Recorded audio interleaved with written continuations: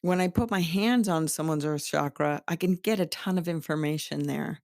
And so when we go into your earth chakra and do a guided meditation, these are all areas that might bring up awareness for you, whether they are strong or out of balance, whether they need some unraveling or looking at or healing.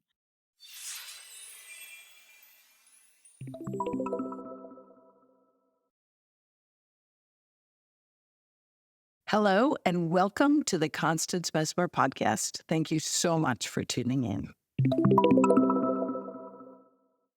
It is an honor to serve you in this way, and I am so stoked that you are listening, taking time out of your day to empower yourself and understand more about your energy body and your soul awareness. Today, we're going to talk about the Earth Chakra. I hope you enjoy our time together.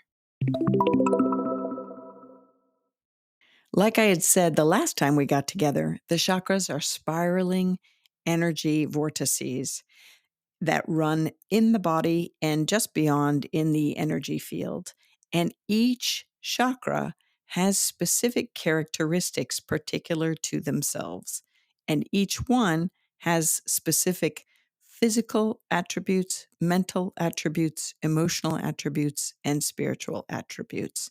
And so as we move through the chakras, I'm going to talk to you about each of those so that you will be empowered to know what's going on in your own energy system. Over the next several podcasts, we're going to move up through the chakras, starting with the earth chakra. It extends beneath the physical body. It is about a foot or more beneath the physical body, and it flows out from beneath the soles of your feet. A lot of times you might find it within the auric field, like right at the edge of the aura. A lot of students end up finding it when they're working with me in energy classes, energy management classes, energy awareness classes. The earth chakra has to do with survival on the planet. It's your connection to this life and also life on the earth. It also, when I'm working with this chakra, when I'm doing healing work on people, it teaches me about their ability to ground their energy. Sometimes the chakra can be a little wavery or light or not as strong if they're unable to ground completely. And grounding, I just want to remind you, just is the ability to feel more tethered, right?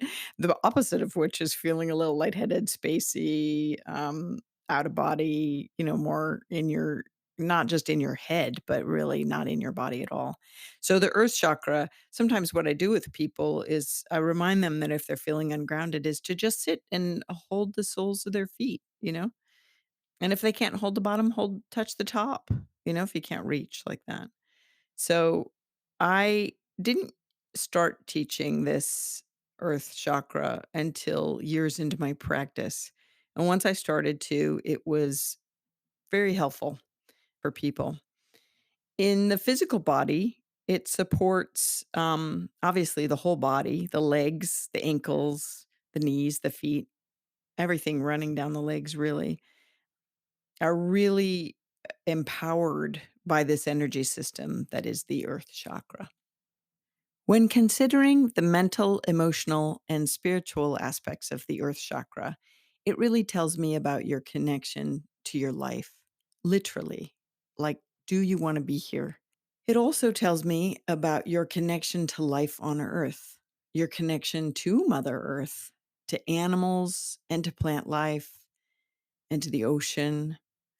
That's why it's really important, when kids are little for parents to kiss their feet and really touch their feet. And um, this is a way to help it, just from the very beginning, work with healing energies towards the earth chakra.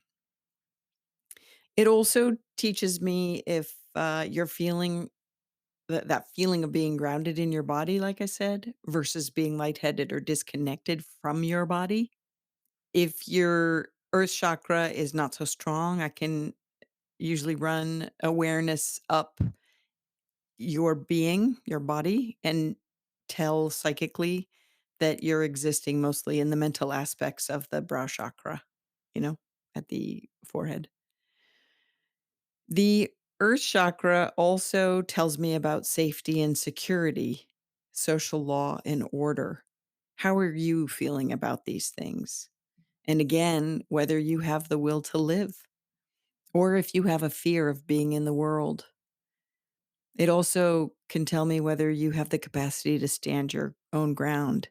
Now, these things can all be just a passing experience when I do healing work on people, or they could be kind of their modus operandi. They might have come in with really wounded earth chakras. This is where I can tell in the earth chakra, again, just beneath the soles of the feet, if you're feeling cut off, as if you're feeling of like not having life support that you really need.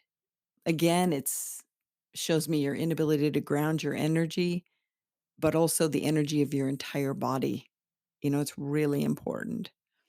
It also tells me about your ability to play and exercise, all in the earth chakra. Can you believe that? So, when I put my hands on someone's earth chakra, I can get a ton of information there. And so, when we go into your earth chakra and do a guided meditation, these are all areas that might bring up awareness for you, whether they are strong or out of balance, whether they need some unraveling or looking at or healing, you know?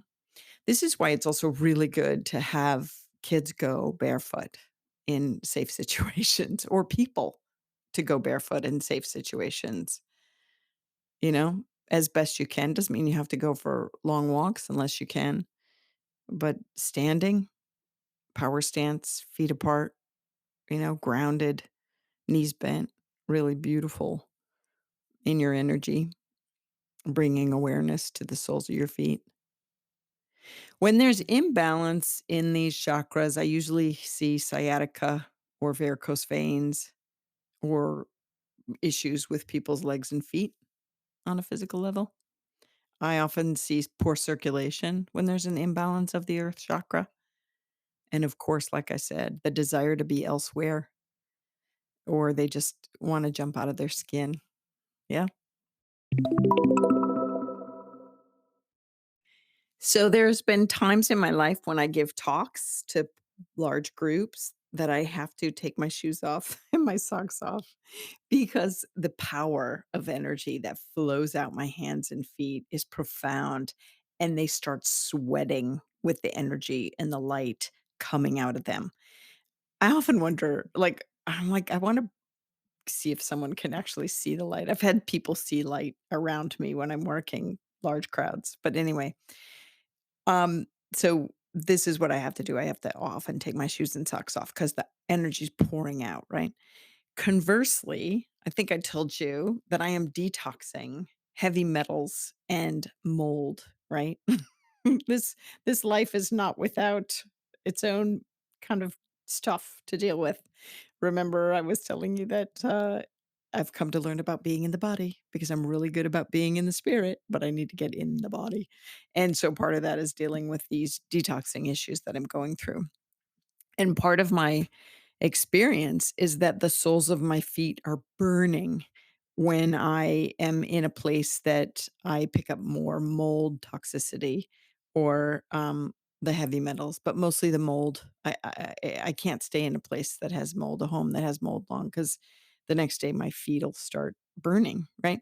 So sometimes if I were a Reiki practitioner or someone working on my feet, I would put my hands on the feet and realize that it is detoxing through this avenue of the earth chakra, really, and the soles of the feet, because this is the area of physically that the earth chakra supports. But you would have to psychically connect to where is this angst? Where is this burning sensation really originating? Where's it coming from? And you might find the liver, or you might find like, oh gosh, your whole body's riddled with mold. And I'd be like, yeah, right. I know. And so I'm working on that. So I just thought that's interesting information. Remember when I was talking to you? I'm going to compare myself to a horse. Remember when I was talking to you about the horse where I was working with the veterinarian who was working on the leg or whatnot, and I was like, "Yes, but the problem actually begins in the spine." Same with the feet. Sometimes when you put your hands or you have feet issues or ankle issues or knee issues, even though that all has to do with the earth chakra, maybe the earth chakra's out of balance and you really wanna look at what's my connection to my life and surviving on the planet now. Am I feeling despondent? Do I not wanna be here? You wanna look at those things in your daily meditation, or maybe it's that you're having those issues and you hold like your knees or you hold your ankles or you hold your feet and you know that the physical outcome is affecting these areas, but you can ask on a soul level, where in my body does this originate and what is this about and what is going on? And you would listen clairaudiently, and you might look clairvoyantly to see what images come up, memories or images come up, or clear sensation. You might feel other areas of your body that are tingling or on fire or trying to get your attention or achy or whatnot. Um, this is what I want you to do. When we go into the meditation, I'm going to have you talk to your chakras. And this is, you might, you know, kind of like a maze of information you might come across. This energy works whether you are in complete functioning physical body, or if you're a paraplegic or a quadriplegic or missing limbs. I just want you to know the energy is still there. I've also worked with people with missing limbs and also no sensations in their lower limbs, quadriplegics. You would still work the energy field as if the body had these limbs because the energy is still there, right? That's important. There's two really cool things that I things that I borrow from other modalities. One is a hand mudra to energize this part of the body, this part of the energy system. The hand mudra is Prithvi Mudra, Prithvi Mudra. If you look it up, you'll notice that it's the ring finger touching the thumb, and you could do it on both hands. And when I meditate on the earth chakra, I hold Prithvi Mudra. It's associated with the earth. I find it helpful. Also, the yoga posture Warrior One, look that up. It's kind of hard to explain. Yeah, just look it up. It draws the energy in and through the body, grounding into the feet. It's helpful if you're just feeling like you're a yoga fan or want to get into yoga and do some yoga postures, which are energy experience and on my only opinion, they transfer energy and expand energy. Ages ago, like ages ago, I tried to talk a friend who does yoga and knows yoga into working a class with me because I knew that the postures, each asana there were various asanas that could really work the chakras and ground that energy and kind of enliven the energy in the various chakras. But she wasn't on the same page as I was. And so years later, then I was like, oh, there it is. Somebody's done it on the internet. I'm sure there's other people doing different postures for the earth chakra, but the one that I like is the warrior one. And, one foot and then the other foot. And again, if you're immobile and can't do yoga for various reasons or any reasons or whatnot, you can imagine it in your mind. And this is powerful because mind body connection is huge. And so be sure to do that as well. The color associated with it, each vibrational frequency in the body and throughout the chakras associate with a specific color within the light spectrum. The color associated with the earth chakra is infrared. If I were a musician, I would tone the frequency. It's negative or yeah, less than 390, but I can't sing or anything. Remember, I wanted to be a rock star, but I am this. This is what I am. Those are some of the cool things that I work with. Also, because healing crystals and stones are like energy supplements for your body's energy field, sorry. Just like vitamins and minerals are supplements for the physical, my experience, crystals and gemstones are energy supplements for your energy field. So if you're wanting to experience what that seems like, you might wanna hold obsidian or hematite. These are perfect for the Earth Chakra. In my treatment room, I actually have chakra bowls. I have little bowls of each of these colors, made of clay and color of each of these colors, and in the bowls, I have the specific gemstones and crystals associated with each. So at the soles of the feet, I have the obsidian and hematite there. These are really, wonderful. So those of you that have, uh, the power to get or have can get some obsidian or hematite and wanna hold on to those while you're doing the Earth Chakra, it would be fabulous. It just helps direct the energy there and, kind of power boost the energy when you're doing the meditation. So I just wanted you to know that.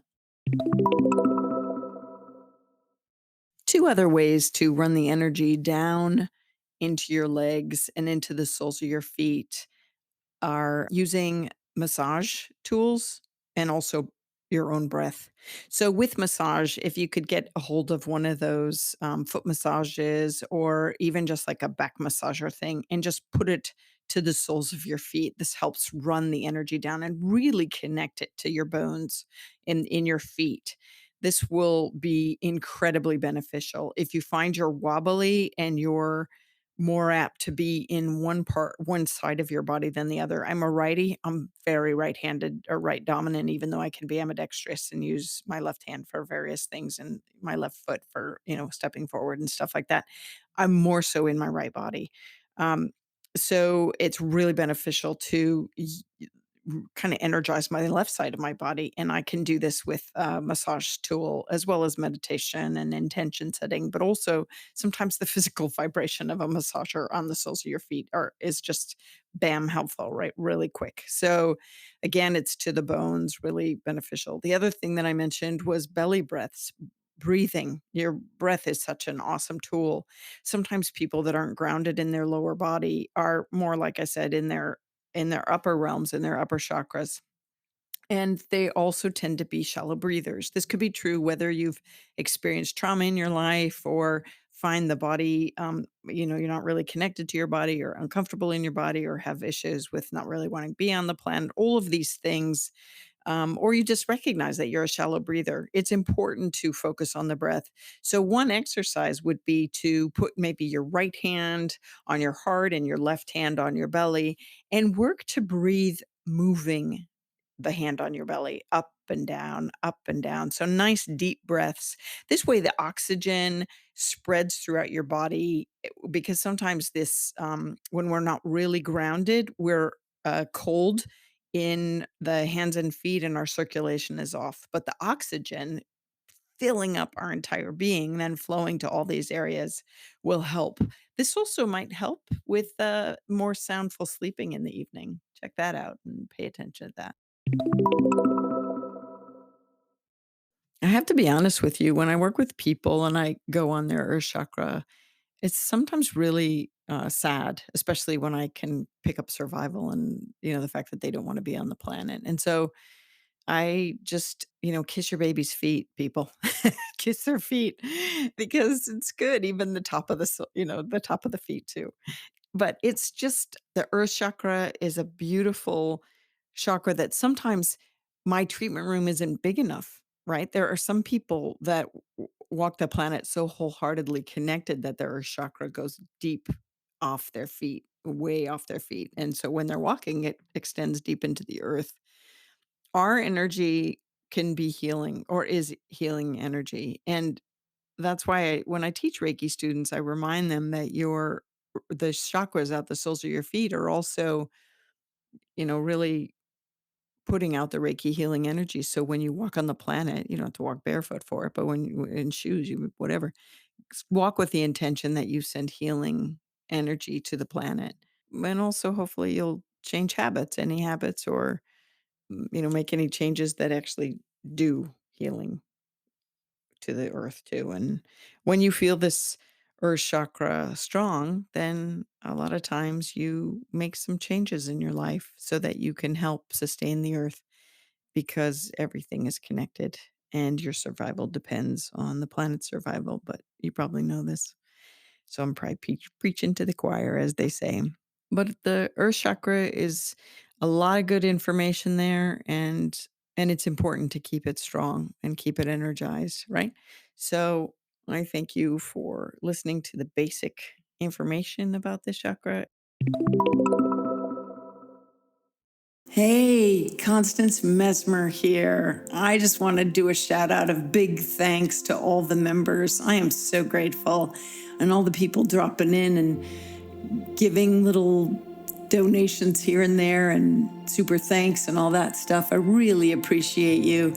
You members and you people contributing and subscribers are what helped me bring this content to everyone, really. They both contribute to the cost of production, and I am definitely grateful for that. This stuff is not cheap to put out. Oh my God. Oh my God. So every little bit helps, and I am filled with gratitude that you're stepping up. I am not necessarily a joiner, not usually, but there are environmental issues and other organizations that I do belong to and I contribute to because I like to see them persevere. And I'm hoping you feel the same about this work. I hope you put it into practice in your life. That's another way that you could spread this work and help change our world, which is what I think it ultimately does. As you know, I think if everyone tuned into their soul senses, the world would be a much better place. So when you subscribe, it's a big yes vote for the content, and it helps spread the work across the planet. So when you put the lessons into practice and subscribe and like and share, you help me help you carry the lesson beyond you and me. And I am just really grateful. Legally speaking, this podcast is presented solely for educational, spiritual, and entertainment purposes. It is not intended as a substitute for medical diagnosis, treatment, or the advice of a physician, psychotherapist, or other qualified professional. You should not use this information to diagnose or treat a health problem or condition. Always check with your doctor. Thank you.